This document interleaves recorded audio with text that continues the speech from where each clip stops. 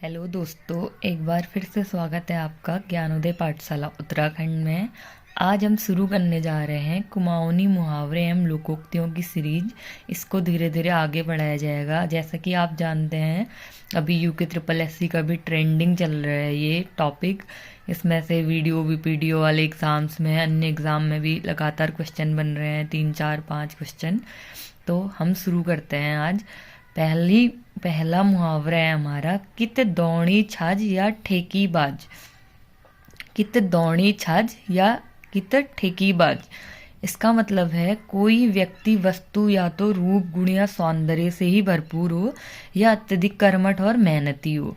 जैसे कि या तो दौड़ी मतलब होता है जहाँ पे जानवरों को बांधने वाला स्थान कहलाता है। बाहर पे भी एक तो गोट होता है गाय का, जहाँ पे उसको अंदर बांधा जाता है रात में, और एक बाहर होता है जहाँ पे उसका दौड़ कहते हैं, उसको दिन भर धूप सेकती है, वो बाहर उसको बांधा जाता है। तो दौड़ या तो कोई गाय ऐसी होगी वो दौड़ में अपना सुंदर सी दिखे। छाछ मतलब होता है सुंदर सा सजना, दिखना वहाँ पे को। तो और या तो ठेकीबाज, अगर दिखने में सही नहीं है तो ठेकी मतलब जिसमें हम मट्ठा बनाते हैं, एक मटका बड़ा सा दही जमाते हैं। या तो वो दिखने में इतनी सुंदर हो कि वो वहाँ पे अपने दौड़ में सुंदर सी लगे रहे, या तो वो इतना दूध दे कि हमारा मटका हमेशा भरते रहे, बसते रहे, उसमें मट्ठा बनते रहे। तो अगला है हमारा, कै बाने भलथी चू बुका बैठी। कै बाने भलथी चू बुका बैठी, इसका मतलब है कोई या तो एक तो पहले से ही कुरूप था या दुर्गुणी था, उसमें वो और अधिक गलत काम कर बैठना फिर उसका। जैसे कि एक कोई पहले से ही थोड़ी कुरूप है या जो भी थी। बाने मतलब होता है सुंदरता या रूपवान। वो या तो वो बानी भली थी, पहले से ही बाने कुछ अच्छी नहीं थी, वो बाद में उसमें चू या चौलाई को बुका मतलब चबा के बैठी, तो उसके पूरे मुंह में चौलाई चिपक गई। छोटे छोटे दाने होते हैं जो चौलाई के लड्डू भी बनते हैं। तो यह क्या बाने भलती चू बुकावट, पहले से ही दुर्गुणी या कुरूप होने पर फिर उसमें और अधिक गलत कार्य करना, उसको और बढ़ावा देने के लिए। देखो, बान मतलब होता है सुंदर या कुरूप। जैसे बीच में क्वेश्चन आया था गोठ मतलब क्या होता है, तो जहाँ पे जानवरों या गायों को बांधते हैं, ऐसे बान मतलब सुंदर या रूपवान। भली मतलब अच्छी होना, चू मतलब चौलाई, और बुका मीन्स चबाना। अगला आता है हमारा, जैक जस तैक तसा।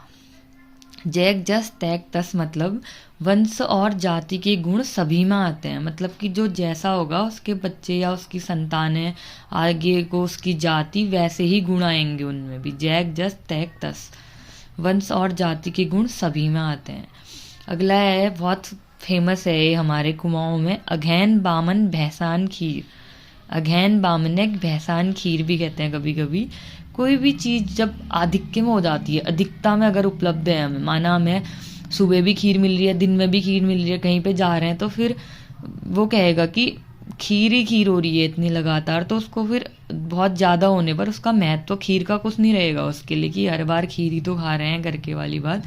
ऐसे ही ब्राह्मण मतलब बामन मीन्स ब्राह्मण, तो उनको अगर इतना खिला दो कि फिर वो लास्ट में कहेंगे कि खीर में से भैंस की बदबू आ रही है। तो यही है इसका, अघैन बामन भैंसैन खीर।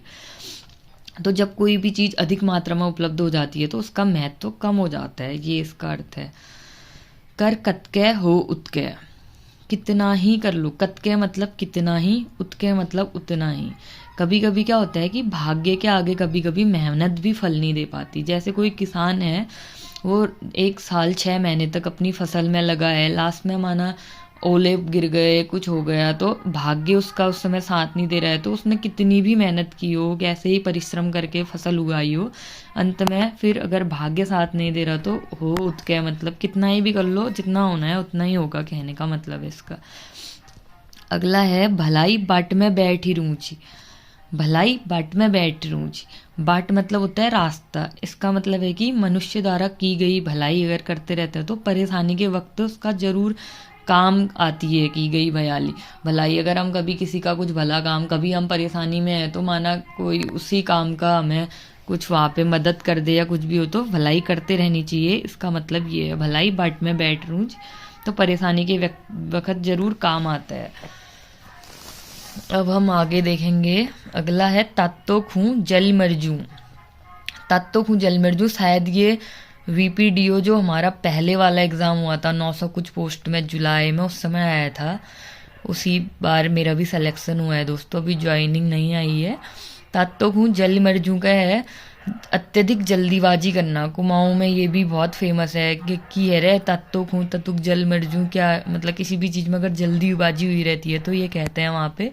तो तात्तो मतलब होता है गरम, तात्तो या तात मतलब, और खू मतलब खाऊं, जल मतलब जलना, मरीजू जल मर्जू जल्दीबाजी करना। अगला है मड़वा फोकील आफी देखील।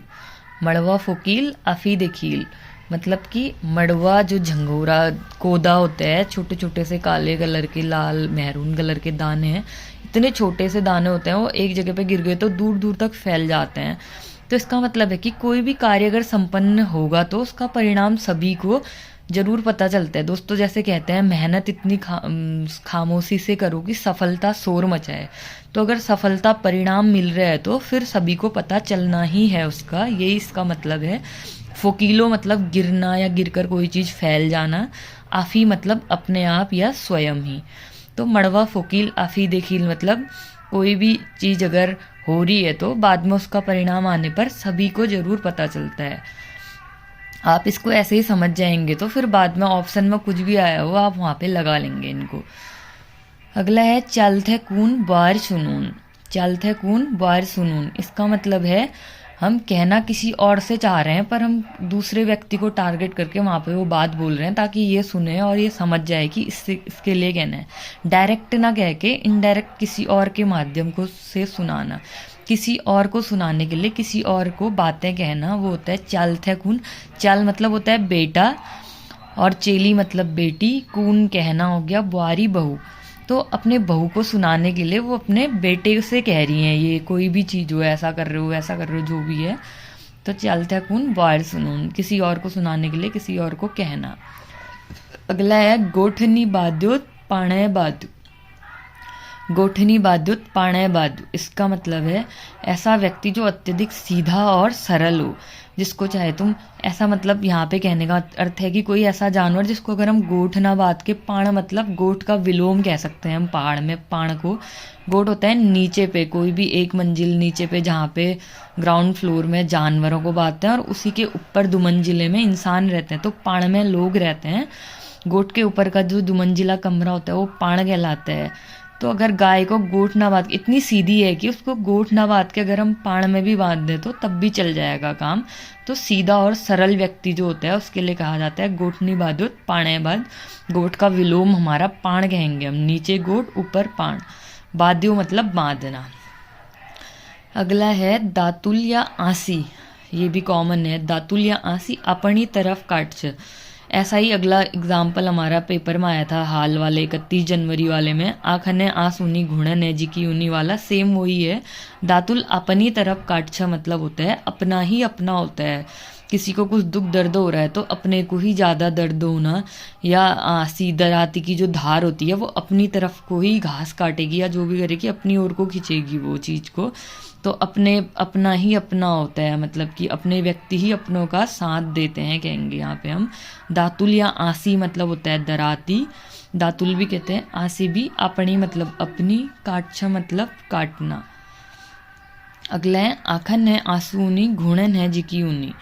इसका मतलब भी सेम ऊपर का ही है। परेशानी के वक्त अपनों को ही दर्द होता है। आंसू आंखों से ही आते हैं, घुटनों से थोड़ी आते हैं, ये है इसका मतलब। दोस्तों अगर आपको ये सीरीज मेरी सही लगती है तो आप इसमें ज़रूर कमेंट कीजिएगा, मैं इसको आगे और बढ़ाऊँगी। Thank you.